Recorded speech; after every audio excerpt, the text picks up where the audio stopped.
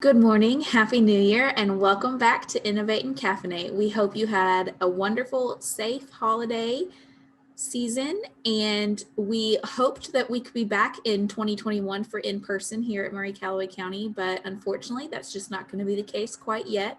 We are looking forward to whenever we can come back together at Schaefer Coffee Co., which is our host location. So we are going to continue to partner regionally, virtually with Hawkins County Innovate and Caffeinate and Christian County Innovate and Caffeinate. So this year we are starting off with a small business located in Paducah. She owns an unforgettable makeup studio located in midtown Paducah. Please welcome Erin Hendley with F.A.C.E Makeup Artistry. Hi, I'm Erin with F.A.C.E Makeup Artistry, as previously introduced. So thank you, Tamala, for the invite and for having these kind of conversations in queue. I love to hear from other business owners, and I feel like that's something I eat, sleep, and breathe as a small business owner. So these kind of conversations never really leave my mind. My journey that's easy to start with the makeup realm started when I went to makeup school in 2010, but a couple steps back from that, I always like to reminisce and try to figure out what led me to even be interested in makeup. So obviously I went to makeup school in 2010, but before that, I feel like it kind of started when I was in high school. So I went to a private Catholic high school and we all wore uniforms. So there are pros and cons to that on both ends, but I feel like I just never really got to play with like fashion and dress, and, you know, there was art class, but as far as knowing who I was, everyone walked in the door and kind of looked the same. And so that was one of the beginning things of really, like, if we had a non-uniform day, I had the craziest, most odd outfits that I would self-express with. And the second part of high school is my thing. Before makeup became my thing was soccer. And, you know, I was halfway good at it, you know, good enough to get a partial scholarship to Brescia University. And Brescia University was a private Catholic college. So again, it was kind of like the smaller amount of enrollment, you know, as far as students go. And I was not nearly as good as a college soccer player as I was a high school soccer player.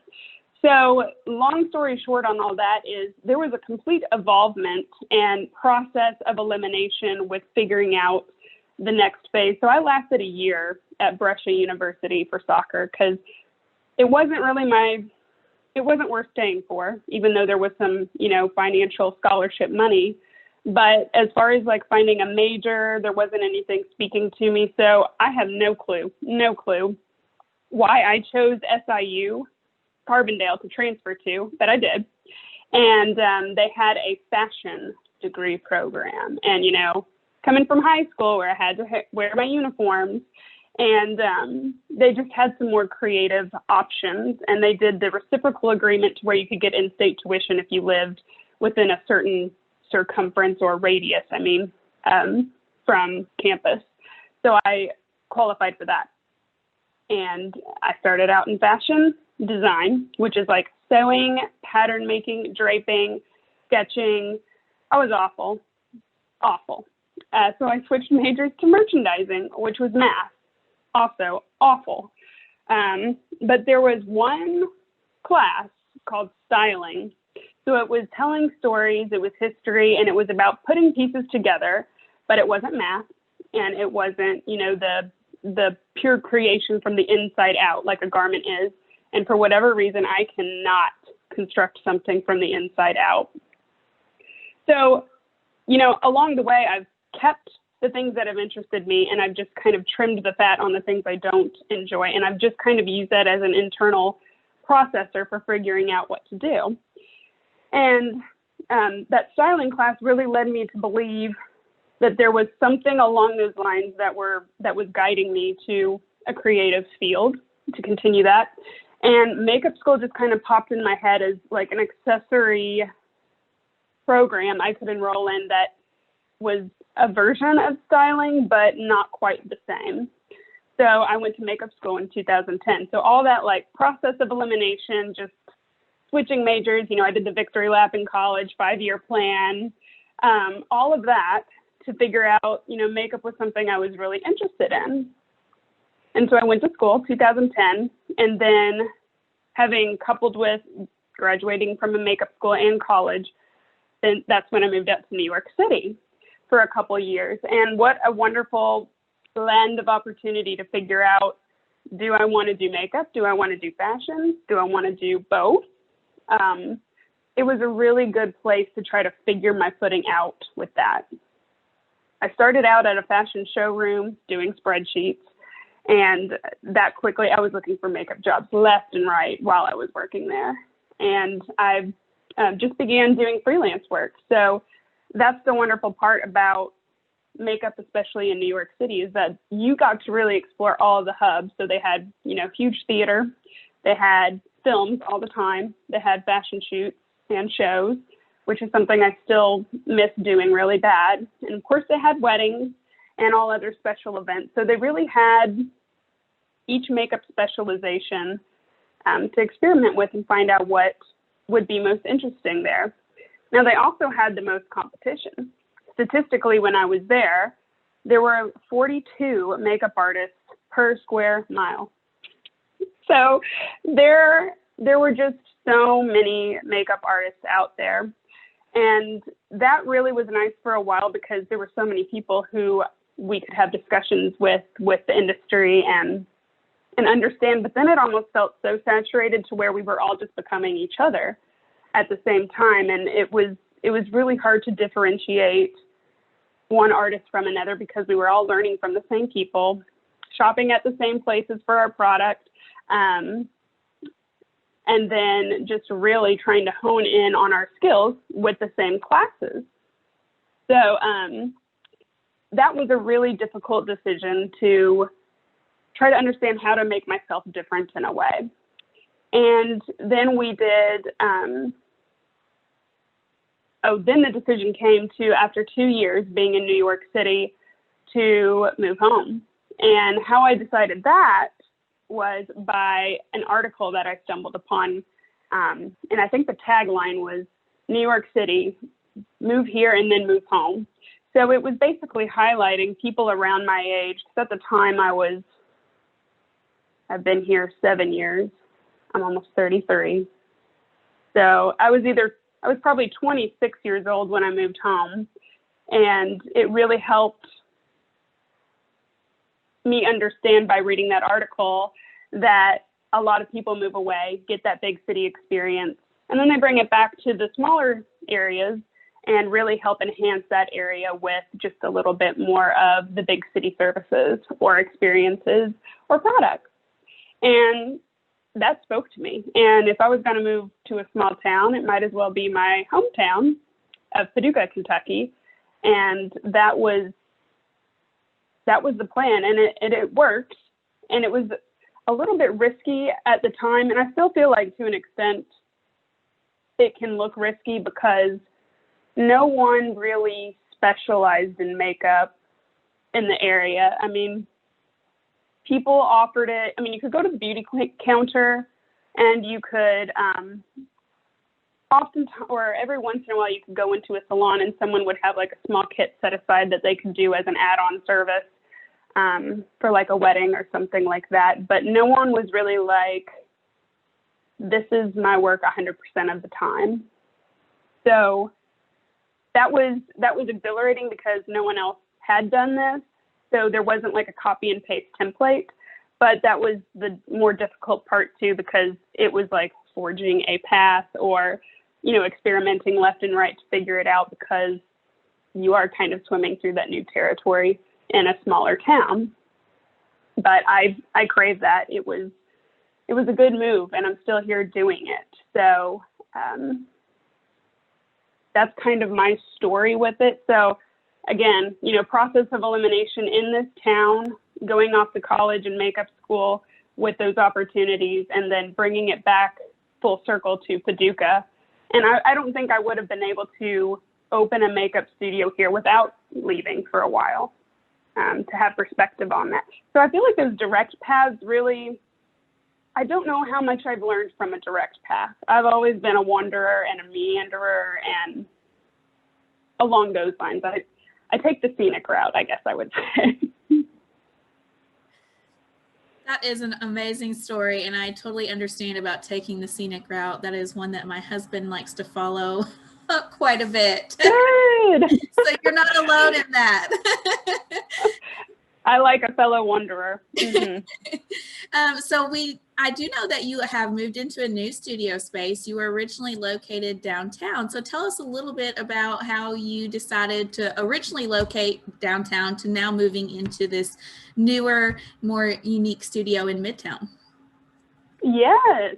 Yeah. So when I first moved back to Paducah from New York City, the first thing was trying to locate a space to provide this specialized service. And I am a huge fan of low overhead in my square footage. I live in a very small home. The guest room has no purpose. I have more space than I need. And so trying to find something small, to start out a business in is pretty wise anyway. So you're not overpaying for something if you're not sure where your next dollar bill is coming from.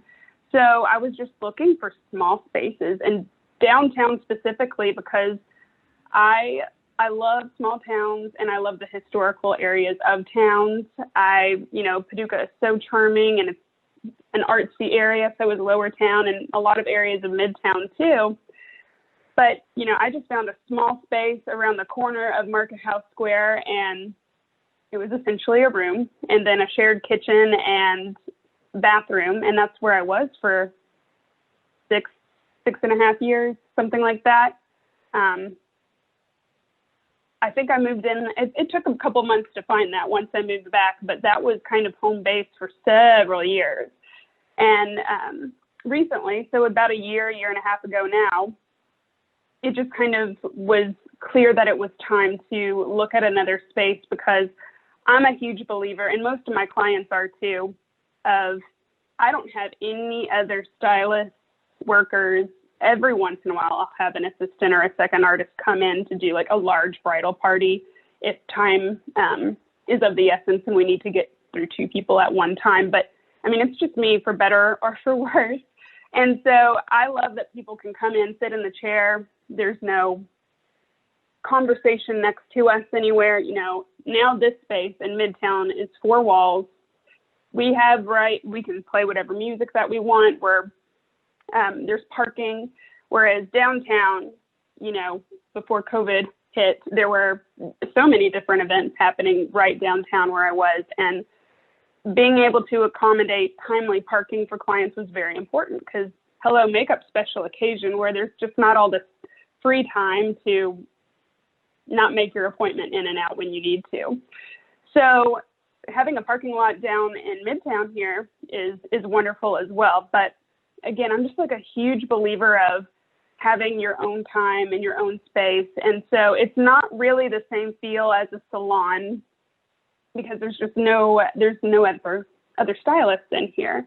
And so that can either work for or against someone. If they need to get, hair and makeup done in a quick amount of time, then they might find that not to be as convenient. But there's like a hair salon or two right across the street from me. So I have very great referrals for them to just come get makeup with me, walk across the street, get hair done there. And usually that works out just as well, but they can relax while they get their makeup done in the chair here. And then there's a huge restroom to change. So a ground up build was what happened. So the space that I'm sitting in now is in Midtown, and it finally got completed in June. Yeah, June. So I made the move during the shutdown from the downtown to Midtown. So it's been a fun time trying to remind people that here's where I am now. I'm not downtown anymore. And people still try to go there. So in my confirmation text, I send a photo of the building so they know what to look for now. Well, that's fantastic. So speaking of COVID, sounds like you were having quite the move during a shutdown period, but now that we've been able to kind of reopen, is there anything you can share on how you had to adjust or pivot because of COVID, especially with your business being, a face-to-face type of business? How did that impact you? Yes. I'm sure any business owner has had plenty of time to like do tally marks on all the ways it's affected their businesses. And I was talking to one of my photographer friends, and I just said, I feel like I'm in one of those fun houses with glass mirrors, and you think you're almost out, and then it's like not, it's just a block or a door. And it's funny because, you know, you kind of have those obvious ways it affects your business, but then you have all those others. So, you know, for a while, everything was shut down. Beauty services weren't a thing.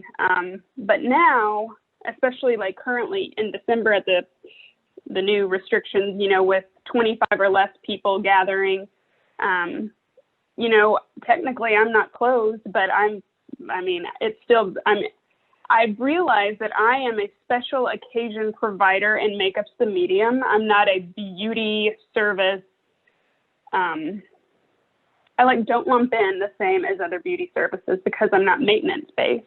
So I've really had to like remind myself and educate others on just like, there's a whole different way that I have to do and adjust my business compared to like, you know, a hairstylist who, as long as someone's still in town and has the budget to do so, they'll come get their hair done. And even my permanent makeup artist friends, you know, they still have maintenance built in. So the more like ephemeral makeup artist that I am, it's a completely different ball game, because if people aren't having special occasions, they're not booking makeup, except for the lessons. So I've learned to pivot by doing diversification, but still keeping specialized as a makeup artist. So like others, virtual options. I've done a lot of pre-orders for virtual makeup classes, and that's been pretty successful.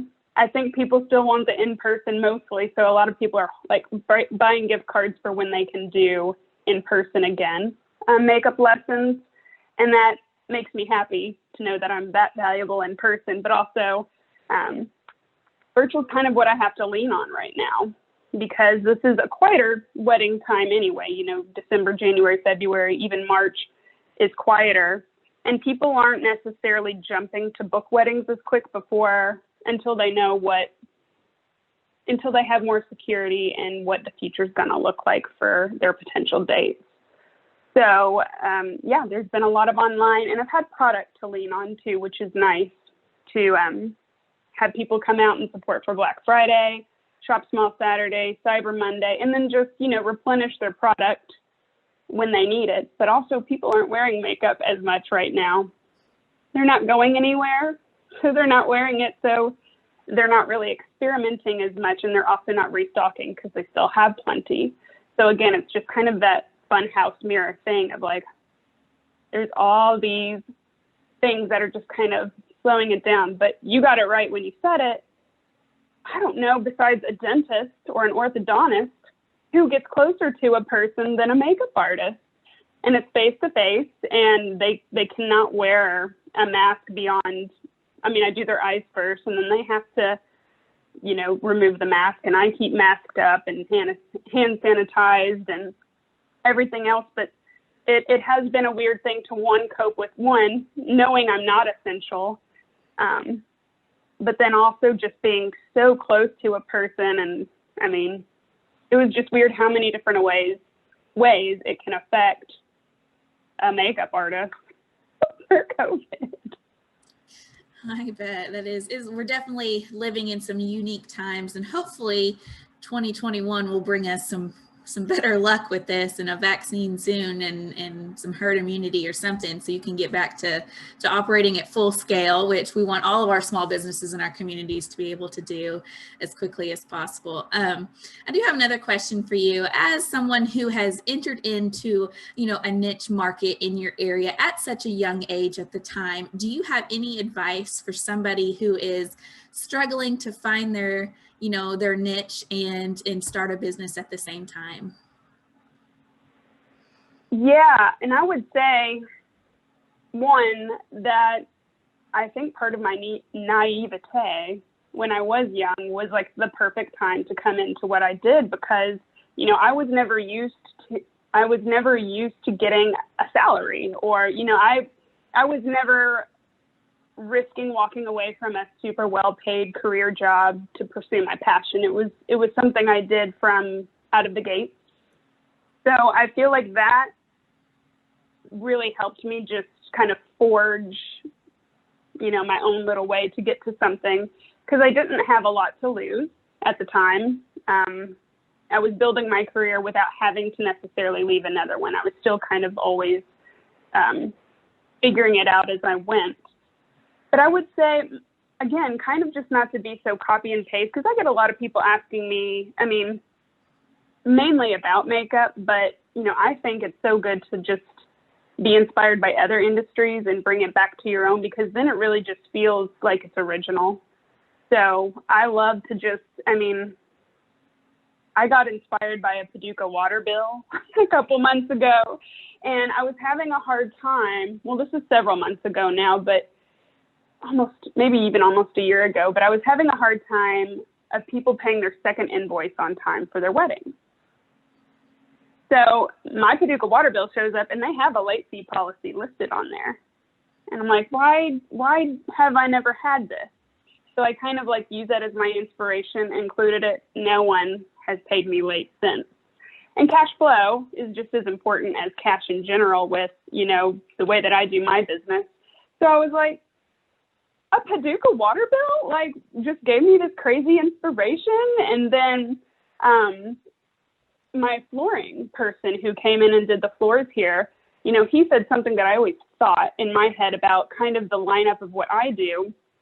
And, I did a build from the ground up on my makeup studio space.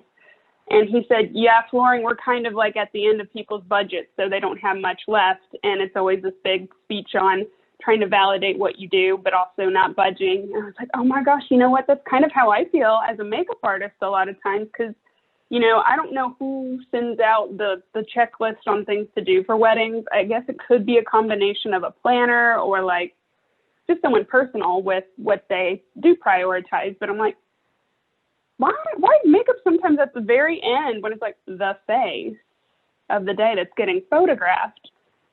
But, I had come across that too, and he said it out loud, and I go, I know what you mean. I know what you mean.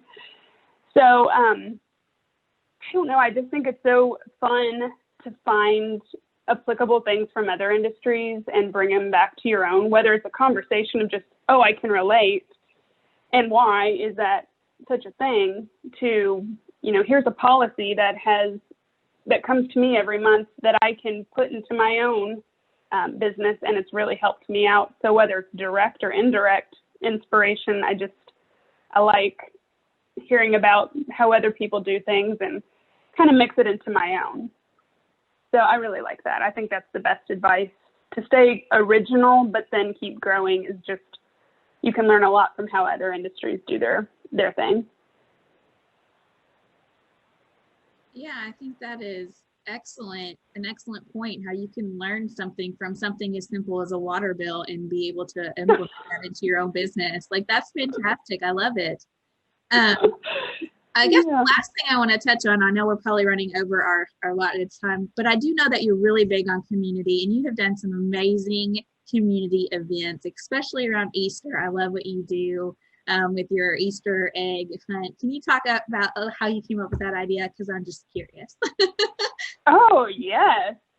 Well, I don't think that the program is live right now, and I think it was halted before COVID hit, but there is an organization called Look Good, Feel Better, and it helps people undergoing cancer treatment deal with the beauty side effects or appearance side effects of undergoing that treatment. And at Baptist Health, there was a branch of that, and myself, as well as my hairstylist friend Dana, facilitated that for people. And so I knew about that when I moved back here, and I just like funky, let's talk about this, what is something unique kind of events. And I can do one a year, which is the Easter one. But I was like, you know what? I get a lot of beauty product every year. I have some that I can donate. Why not have a pretty adult? I mean, you can have some children, but not kids to get run over. But an adult style Easter egg hunt, but instead of candy in the eggs, there are beauty products in there. And so what a nice way for people to come out and support the cause for Look Good, Feel Better. And then also just have a mad dash towards hidden beauty products. And so it's always a great turnout. But it is the fastest event that, I mean, if it lasts 60 seconds, I would be surprised because they go quick. And the field is very small. I mean, we kind of put them around the perimeter and then they do a mad dash in, and you still get a ton of eggs, but it's just hilarious how quick it goes. And every year, I mean, maybe add 6 seconds to it, but it's kind of, I feel like we could get in the Guinness Book of World Records with that. But yeah, that was sort of the inspiration. Gotcha. I love it. I love seeing the pictures that you post. I've never been, but I love seeing the pictures, and it looks like it's such a fun time. And, you know, it's nice to it's fun to have events for the kids, but, you know, as adults, we like to do some fun stuff too. And I think that's a great way to do that. Well, I just want to say thank you so much for coming on today and sharing your entrepreneurial journey. And we wish you the best in 2021. And hopefully right before wedding season peaks, things will slowly start to get back to normal for you. Thank you, and I appreciate you too.